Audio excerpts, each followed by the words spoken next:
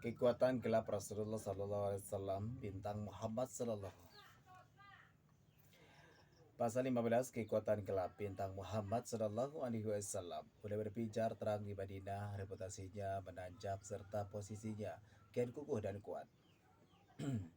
Penghuni Madinah tidak sepenuhnya tulus mencintai Rasulullah SAW sebab di sana terdapat komunitas Yahudi yang cukup besar, kelompok musyrikin dan golongan orang-orang munafik yang masuk Islam karena terpaksa demi menutupi hasrat licik mereka sembari melihat celah kesempatan atas perubahan kondisi yang baru. Mereka ini tidak rela sosok Muhammad semakin populer di Madinah. Jiwa mereka dipenuhi dendam dan dengki. Tak diragukan lagi mereka melihat Muhammad SAW hanya sebatas komandan dan pemimpin. Tidak ada iman dalam hati mereka untuk melihatnya sebagai Nabi dan Rasul. Sebagian mereka iri hati atas kedudukan Muhammad SAW yang begitu dipuja dan dicintai sahabat-sahabatnya. Sebagian lagi sudah mengincar jabatan penguasa Madinah sebelum datangnya Muhammad SAW, yaitu Abdullah bin Ubay.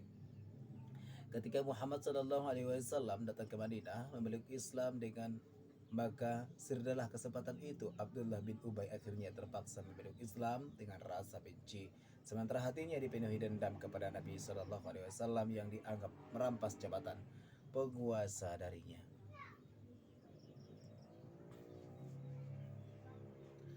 Adapun kaum Yahudi ingin Muhammad SAW bergabung dengan mereka di bawah otoritas mereka. Mereka tidak puas hanya dengan piagam perjanjian yang menjamin mereka hidup aman di bawah pemerintahan Islam yang dipimpin Muhammad SAW. Itu semua tidaklah cukup. Mereka sebenarnya mengetahui akan datang Nabi dari bangsa Arab dan mereka ingin Nabi ini menjadi alat bagi tujuan mereka, yaitu untuk membebaskan Baitul Maqdis dari tangan bangsa Romawi dan menurut balas atas kekalahan mereka sehingga mereka dapat kembali ke tanah yang dijanjikan sebab pasukan Romawi telah mengusir mereka dari sana. Ketika mereka meyakini bahwa Muhammad SAW tidak mau dan tidak akan pernah dijadikan alat bagi tujuan mereka, mulailah mereka membangkang kepada Nabi sebab merasa dominasi mereka perlahan-lahan mulai diambil alih. Mereka tidak puas dengan hanya hidup damai berdampingan di Madinah yang sebelumnya berada dalam kekuasaan mereka. Maka mulailah mereka melancarkan permusuhan dan pengkhianatan kepada Rasulullah SAW.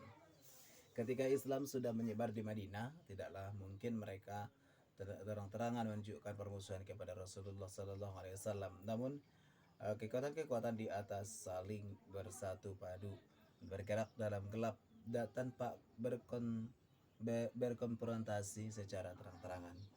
Konfrontasi kaum muslimin dengan kaum Quraisy tentunya beda, sebab kaum Quraisy lebih kuat dan tidak perlu sembunyi-sembunyi untuk memusuhi Rasulullah SAW. Namun kondisinya berbeda di dalam Madinah, sebab musuh kini bergerak sembunyi-sembunyi dan berupaya menghancurkan dakwah dari dalam secara rahasia. Tentunya Muhammad SAW menyadari keberadaan musuh-musuhnya dari kaum Yahudi dan tokoh-tokoh orang munafik seperti Ibnu Ubay. Tetapi mereka memiliki penduduk yang tidak sedikit dan berbaur bersama kaum muslimin serta bergerak di dalam gelap. Pertempuran di saat benderang tentunya berbeda dengan perang di kala gelap. Perang dalam remang-remang menyulitkan dalam berhadap-hadapan karena engkau tidak melihat musuhmu, tidak mengetahui dengan pasti dan tidak mungkin menyerangnya jika terdapat keraguan dan kebimbangan. Ia tidak ubahnya rayap dalam kayu yang menggerogoti perlahan-lahan. Atau apakah orang-orang yang ada penyakit dalam hatinya mengira bahwa Allah tidak akan menempatkan kedengkian mereka. Dan kalau kami kehendaki niscaya kami menunjukkan mereka kepadamu, sehingga kamu benar-benar dapat mengenal mereka dengan tanda-tandanya. Dan kamu benar-benar akan mengenal mereka dari kiasan-kiasan perkataan mereka, dan Allah mengetahui perbuatan-perbuatan kamu. Quran Surah Muhammad. Apabila orang-orang munafik datang kepadamu, mereka berkata, kami mengakui bahwa sesungguhnya kamu benar-benar Rasul Allah, dan Allah mengetahui bahwa sesungguhnya kamu benar-benar Rasulnya, dan Allah mengetahui bahwa sesungguhnya orang-orang munafik itu benar-benar orang pendusta. Quran Surah Al-Munafikun.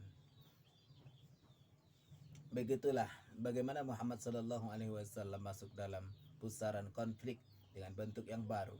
Karena tujuan Rasulullah Sallallahu Alaihi Wasallam menyampaikan hikmah dan nasihat, maka beliau senantiasa bersikap lembut dan baik kepada orang semacam Ibnu Ubay.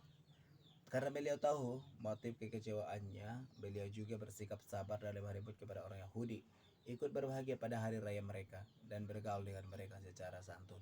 Namun orang-orang Yahudi selalu memancing beliau berdebat yang tak berkesudahan. Mereka ingin meragukan kenabiannya, sebab mereka tak rela beriman kepada Nabi selain dari ajaran mereka, walaupun kenabian Muhammad SAW telah tertera dalam Taurat lewat lisan Musa alaihi salam. Begitulah dengan sangat jelas Allah Subhanahu wa taala menjanjikan kepada Musa alaihi salam dia akan mengutus nabi dari saudara mereka atas anak-anak Ismail dan menjadi pengemban syariat seperti Nabi Musa alaihi salam. Dia meminta mereka untuk mendengar dan mematuhinya. Kemudian janji dan kembali diulang bahwa akan diutus nabi dari bangsa Arab dan menjadikannya berbicara dengan wahyu.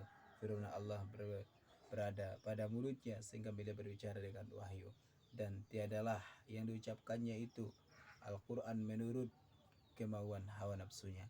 Ucapannya itu tiada lain hanyalah wahyu yang diwahyukan kepada Quran surah An-Najm. Allah Subhanahu wa taala memberi ancaman bagi mereka yang menentang nabi ini. Ketika Nabi Muhammad SAW muncul, para pendeta Yahudi meyakini bahwa nubuah itu telah terwujudkan, namun mereka merasa tinggi hati mengikutinya lalu ingin meragukan bukti-bukti yang ada padanya. Mereka berkata, bukanlah dia, seakan-akan mereka masih menanti nabi yang lain.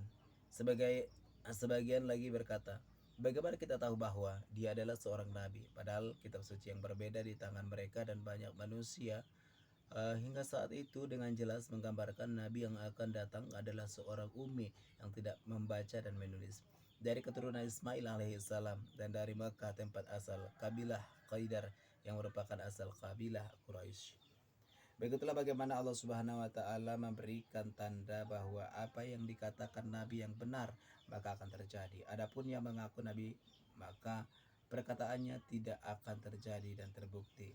Kehidupan Nabi Shallallahu Alaihi Wasallam merupakan rentanan bukti-bukti atas kenabiannya, baik berbukti di zaman saat beliau hidup, kemudian nubuah lainnya yang terbukti setelah beliau wafat, dan hingga hari ini nubuat beliau masih terus terjadi dan terbukti masih ada nubuat lainnya yang karena Allah Subhanahu wa taala perlihatkan hingga akhir zaman atau hari kiamat. Abdullah bin Salam, seorang pendeta Yahudi, bercerita cukup panjang. Ketika aku mendengar kehadiran Rasulullah Sallallahu Alaihi Wasallam yang telah aku ketahui sifat, nama dan waktunya serta selalu kami nanti-nantikan, maka aku sangat gembira ketika aku hanya mendendamnya. Tatkala Rasulullah Sallallahu Alaihi Wasallam ke Madinah dan tiba-tiba di Kuba, seorang mengabarkan kedatangan beliau. Saat itu bibiku Khalidah binti Haris sedang duduk. Begitu mendengar kedatangan Rasulullah Sallallahu Alaihi Wasallam, aku bertakbir. Mendengar teriakan itu, bibiku berkata, engkau akan kecewa seandainya saja engkau mendengar kedatangan Musa bin Imran. Engkau tidak bisa berbuat apa-apa. Aku membalasnya, wahai bibi, demi Allah dia adalah saudara Musa bin Imran. Dia diutus membawa agama yang sama. Bibiku berkata, diakah Nabi yang diceritakan kepada kita itu? Aku menjawab, iya benar. Dia berkata, benarlah kalau begitu. Aku lalu keluar menemui Rasulullah Sallallahu Alaihi Wasallam dan masuk Islam. Kemudian aku pulang ke rumah dan mengajak keluarga aku memeluk Islam, dan mereka pun berislam. Aku sembunyikan keislamanku dari orang-orang Yahudi. Kemudian aku menghadap Rasulullah Sallallahu Alaihi Wasallam dan berkata, wahai Rasulullah, orang-orang Yahudi suka berbohong dan mencela orang, dan ingin engkau sembunyikan aku di salah satu ruangan rumahmu, lalu tanyakan kepada mereka tentang bagaimana pribadiku selama ini di antara mereka, sebelum mereka tahu bahwa aku sudah masuk Islam. Kalau mereka tahu aku sudah masuk Islam, niscaya mereka akan mencari-cari kesalahanku dan mencelaku. Rasulullah Sallallahu Alaihi Wasallam menyembunyikanku di salah satu ruangan rumahnya. Lalu datanglah seorang Yahudi orang-orang Yahudi terpandang ke rumah beliau berbicara dan bertanya kepada Nabi Shallallahu Alaihi Wasallam. Beliau berkata, bagaimanakah orangnya Husain bin Salam di antara kalian? Mereka berkata, dia adalah pemimpin kami dan putra dari pimpinan kami. Dia adalah pendeta dan alim ulama kami. Ketika mereka selesai bicara, aku keluar menghampiri mereka dan berkata, wahai orang-orang Yahudi, takutlah kepada Allah dan terimalah risalah yang dibawanya. Demi Allah, kalian semua pasti mengetahui bahwa dia itu utusan Allah. Kalian bisa temukan tanda kenabian pada dirinya dalam Taurat, namanya dan juga sifat-sifatnya. Maka sungguhnya aku bersaksi bahwa tiada Tuhan selain Allah. Aku beriman kepadanya, membenarkan dan aku mengenalinya. Mereka berkata, engkau pendusta. Lalu mereka mencelaku habis-habisan. Aku berkata kepada Rasulullah Sallallahu Alaihi Wasallam, bukankah telah kuberitahu wahai Rasulullah bahwa mereka adalah kaum yang suka mencela, berkhianat, berdusta dan melakukan dosa. Sejak itu aku umumkan keislamanku dan keislaman keluargaku, dan masuk Islam juga bibiku Khalinah binti Haris, dan dia berislam dengan baik.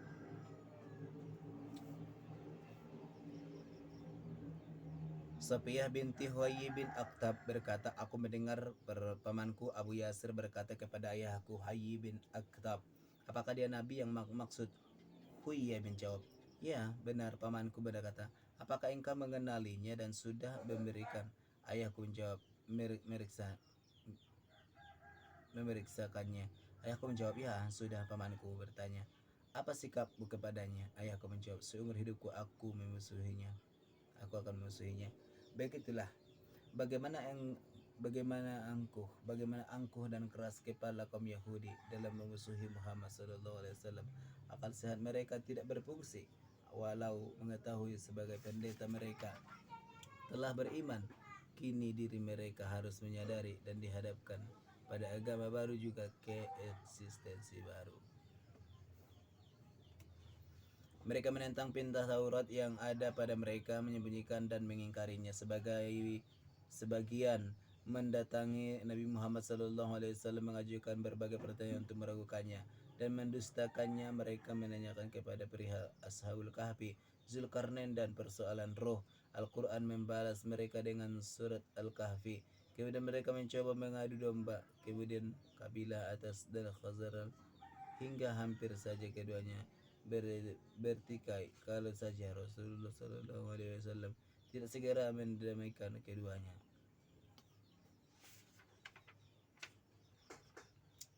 Mereka lalu mencoba membuat fitnah dan kekisruhan pada kaum muslimin. Terkadang mereka mengajak Rasulullah Sallallahu Alaihi Wasallam keluar dari Madinah untuk pergi ke Baitul Maqdis, sebagaimana yang dilakukan para rasul dari Bani Israel. Terkadang mereka mengingkari perubahan kiblat ke Masjidil Haram. Kaum Yahudi senantiasa memusuhi Rasulullah Sallallahu Alaihi Wasallam sampai mereka menganggap bahwa agama Quraisy yang menyembah berhala lebih baik daripada agama Muhammad Sallallahu Alaihi Wasallam. Mereka berkata kepada Muhammad kaum musyrikin, justru agama kalian lebih baik dari agama dan kalian yang benar dibandingkan dengan Muhammad dan pengikutnya. Mereka bahkan berani membangkang atas wahyu yang ada pada mereka dengan berkata, kami tidak mengetahui kalau Allah telah menurunkan wahyu pada manusia setelah Musa. Sekelompok mereka mendatangi Rasulullah Sallallahu Alaihi Wasallam. Beliau berkata kepada mereka, demi Allah sesungguhnya kalian mengetahui bahwa aku adalah seorang Rasul dari Allah untuk kalian. Mereka membalas, kami tidak mengetahuinya dan tidak mengakuinya. Bahkan mereka berkonspirasi untuk membunuh beliau dengan menjatuhkan sebongkah batu besar. Tetapi Allah Subhanahu wa taala menampakkan kuasa-Nya sehingga tangan-tangan mereka tertahan darinya. Marilah kita pahami dengan kedengkian dan keangkuhan yang melanda kaum Yahudi.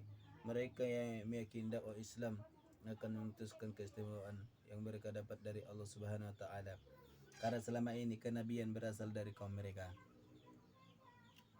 Akan tetapi perubahan kenabian yang kaum Yahudi merupakan hak prerogatif Allah Subhanahu wa taala.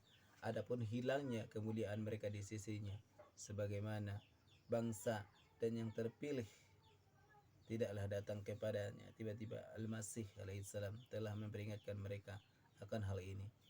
Dari sini Jelaslah kenapa kaum Yahudi memerangi Muhammad sallallahu alaihi wasallam saat meyakini bahwa dialah nabi dari bangsa Arab yang semua sifat-sifatnya sesuai dengan apa yang mereka baca dalam kitab suci mereka. Demikianlah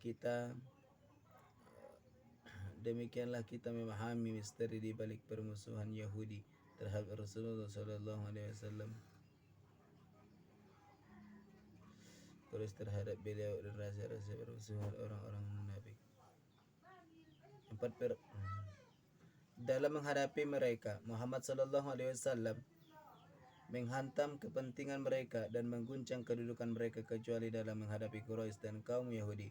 Maka konfrontasi berlangsung terang-terangan, sedangkan saat menghadapi kaum munafikin maka dilakukan secara sembunyi, yang merupakan konfrontasi paling berbahaya. Peran yang mainkan oleh orang-orang munafik adalah membuat keraguan dan menyebarkan fitnah dusta atau menggunjing yang buruk di antara kaum muslimin.